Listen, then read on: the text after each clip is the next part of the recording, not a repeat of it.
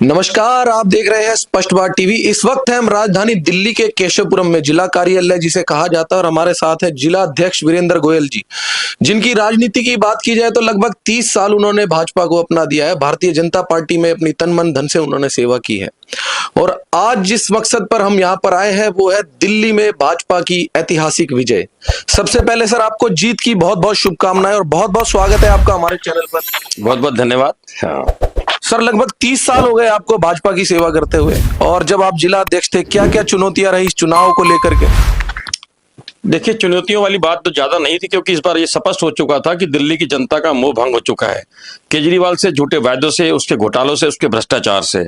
लेकिन ये जरूरी है कि हम जिस संगठन के कार्यकर्ता हैं, मैं जिला अध्यक्ष हूं, लेकिन मेरे एक एक कार्यकर्ता की मेहनत, उसका डेडिकेशन और काम के प्रति निष्ठा और माइक्रो मैनेजमेंट, उसी का परिणाम है कि हम अपने जिले के अंदर 5 सीटें जीते हैं और जनता ने भी पूरा साथ दिया। और ये मेरा एक एक कार्यकर्ता घर घर जाकर जनता तक पहुंचने में कामयाब हुआ, उसी का परिणाम है कि हमने अपने जिले में 5 सीटें जीती हैं। सर, इस ऐतिहासिक जीत का किन शब्दों में जनता का धन्यवाद करना चाहिए? देखिए, जनता का धन्यवाद इस बात में करना चाहेंगे कि दिल्ली की जनता से मुझे बड़ा प्रेम है, और मुझे क्या, हमारे पूरे नेतृत्व को, पूरी पार्टी को, क्योंकि दिल्ली की जनता, मतदाता बड़ा समझदार है। और केजरीवाल ने जैसे जो धोखा दिया, दिल्ली की जनता को लूटा और छल की उसके साथ, तो दिल्ली की जनता को पता लग चुका था और दिल्ली की जनता ने दोबारा भी मौका दिया था 5 साल पहले। लेकिन अब दिल्ली की जनता ये समझ चुकी थी कि ये केजरीवाल दिल्ली का विकास बिल्कुल नहीं करने वाला, तुष्टिकरण की राजनीति करता है। उसका सबक सिखाया जनता ने केजरीवाल को, और हमारे प्रधानमंत्री मोदी जी के ऊपर, हमारे दिल्ली प्रदेश नेतृत्व के ऊपर और हमारे कार्यकर्ताओं के ऊपर भरोसा किया और पूरा समर्थन दिया। और उसी का परिणाम है कि हम 5 सीटें जीत कर आए हैं। सर, आपके जिले में 5 सीटें आ रही हैं, क्या लगता है आपके जो विजयी विधायक हैं वो किस प्रकार अब आगे, उनकी क्या स्ट्रेटजी है, क्या करना है उनको? देखिए, हमारे 5 विधायक जो बने हैं वो बड़े अनुभवी हैं। राजकुमार भाटिया जी, जो पहले संगठन में भी बहुत काम करते हैं और भी सोशल काम करते हैं। रेखा गुप्ता जी 2 बार 3 बार निगम पार्षद रही हैं, चुनाव भी लड़ चुकी हैं, वो रूटीन में भी काम करती रहती हैं। करनैल सिंह जी ने पूरी दिल्ली के अंदर जिस तरह से पार्टी की और लोगों की सेवा की, मंदिर प्रकोष्ठ के माध्यम से। तिलकराम गुप्ता जी पहले निगम पार्षद रहे और तब उन्होंने पूरे क्षेत्र के अंदर, पूरे 3 वार्डों के अंदर पूरी मेहनत करी, सब जनता के काम किए। और पूनम जी पहले 2 बार निगम पार्षद रह चुकी हैं। तो सारे अनुभवी कार्यकर्ता हैं और वो जनता की समस्याओं का निदान करेंगे, क्षेत्र का विकास करेंगे, और आने वाले समय के अंदर एक ऐसा माहौल दिल्ली के अंदर बन जाएगा कि शायद दूसरी पार्टी आगे शासन नहीं कर पाएगी। सर, आपने जनता का तो विश्वास जीत ही लिया, पर जनता की कुछ बातें ऐसी है कि सर जो आज वो कैमरे पर करनी बहुत जरूरी है। जनता का सबसे बड़ा विश्वास आपका 2500 रुपए पे है, क्योंकि वो मोदी जी पर बहुत विश्वास करते हैं कि मोदी की गारंटी तो मतलब डेफिनेटली आपको मिलना ही है।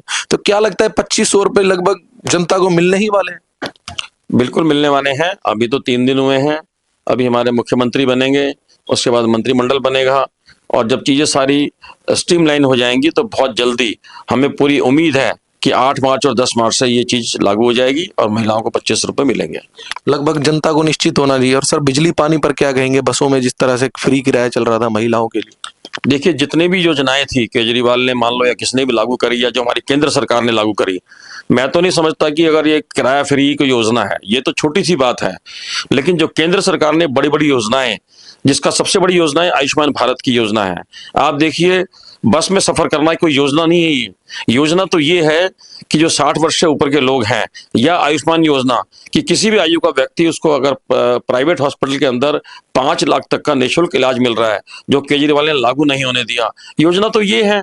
तो ऐसी बहुत सारी योजनाएं हैं, प्रधानमंत्री आवास योजना है, जनधन योजनाएं हैं। इस तरह से जितनी भी योजनाएं हमारे प्रधानमंत्री जी की हैं वो सारी लागू होंगी। केजरीवाल ने लागू नहीं होने दी, ऐसी बहुत सी योजनाएं हैं, लेकिन अब आने वाले समय में वो सब लागू होंगी। और जो छोटी मोटी लालच की चीजें जो केजरीवाल ने दी थी वो तो 100% लागू रहेंगी। सर, केजरीवाल ने तो फ्री शराब भी दी थी। अब मैं ये तो बताना चाहता हूँ, वो फ्री शराब नहीं दी थी, उसमें घोटाला करना था बहुत ज्यादा। उसमें 1500 करोड़ का घोटाला करना था केजरीवाल को, इसलिए वो काम किया था कि एक के साथ एक फ्री देने की बात करी थी उसने। उसमें भी जितने भी वेंडर्स थे उनको भी उसने बहुत ज्यादा लूटा है। तो इस तरह से भारतीय जनता पार्टी कोई कदम नहीं उठाएगी। केजरीवाल तो मौके ढूंढ रहा था कि मैं कैसे ऐसे, नहीं, क्या जरूरत थी उसको शराब योजना को बदलने के लिए, जब एक चीज चल रही थी। उसने और तो कोई नए काम किए नहीं, ऐसे इस पे ध्यान क्यों दिया? क्योंकि उसको 1500 करोड़ का घोटाला नजर आ रहा था। कहीं ना कहीं दिल्ली के लोगों को शराब में भी डुबाना था। बिल्कुल डुबाना था। और कितनी महिलाएं परेशान हुई हैं। हमें वो समय याद है जब हम प्रदर्शन करते थे, हमने चीज इसको बैन कराया। और फिर मैं एक बात पूछना चाहता हूं, अगर वो सही सारी चीजें नापतोल के साथ की गई थी, सारा उसके बारे में स्टडी करके कोई योजना लागू की गई थी, उसको तो विड्रॉ क्यों किया? क्योंकि उसके अंदर खामियां थी, उसके अंदर घोटाले थे, उसके अंदर भ्रष्टाचार था। सर, त्रिनगर विधानसभा की बात की जाए तो पहले जितेंद्र सिंह तोमर ने कहा था कि भाई यहाँ से अगर अमित शाह भी आकर आके लड़ ले तो मैं यहाँ से मतलब जीता हुआ डेफिनेटली आपका काउंसलर जीते। क्या जवाब देना चाहेंगे जितेंद्र सिंह तोमर को इस जीत पर? देखिए, विनाश काले विपरीत बुद्धि, वो घमंड था उसका, जितेंद्र तोमर का, जो उसको लेकर डूबा है। और लोगों ने यही कहना शुरू कर दिया था कि उसके गले में रॉड है और उसकी गर्दन झुकती नहीं है।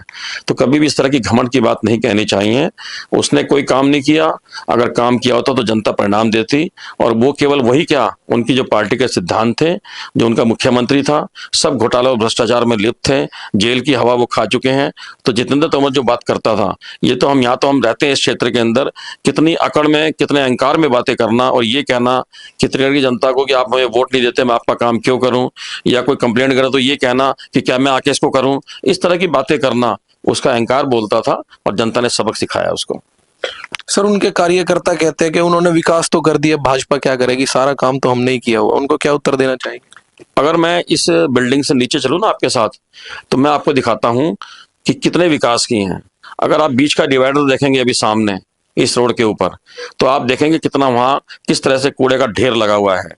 आप कितने सड़कों में गड्ढे, कितने फुटपाथ टूटे हुए हैं जो पीडब्ल्यूडी के अंडर आते हैं, और पीडब्ल्यूडी मुख्यमंत्री और आम विधायक के अंडर आती है। उनका कोई विजन नहीं है। ऐसे जितना हम आगे बढ़ेंगे तो मैं आपको दिखाऊंगा क्या काम उसने किए हैं। ये तो ऐसी ऐसी चीजें जो छोटे काम हैं। अब आते हैं बड़े काम। कोई पूरे 10 साल के अंदर कोई 100 बेड का 50 बेड का हॉस्पिटल बना हो विधानसभा में, जबकि होना चाहिए। कोई नया स्कूल बना हो, कोई टेक्निकल कॉलेज बना हो, कोई और दूसरा कॉलेज बना हो।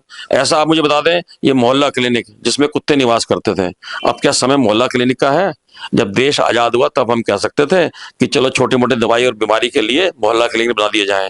अब तो मल्टी स्पेशलिस्ट हॉस्पिटल होना चाहिए। ये विजन होना चाहिए विधायक का। जब इतना पैसा सरकार के पास होता है तो इस तरह की फैसिलिटीज होनी चाहिए। लेकिन कोई विजन तोमर के पास नहीं था और उसी का नतीजा था कि जनता ने उसको सबक सिखाया। सर, चंद्रशेखर रावण कह रहे हैं कि धनमत की जीत हुई है, जनमत की जीत नहीं हुई है। उनको क्या उत्तर देना चाहेंगे? दलित जो वर्ग है वो बहुत बड़ा वर्ग माना जाता है, वोट बैंक उसका भी ज्यादा कहीं ना कहीं देखा जाता है। बाबा साहब अम्बेडकर को लेकर के राजनीति कर रहे थे कि अमित शाह जी ने बाबा साहब को अपमानित करने का काम किया। क्या कहना चाहेंगे ऐसे लोगों को? देखिए, भारतीय जनता पार्टी कोई ऐसी राजनीति नहीं करती।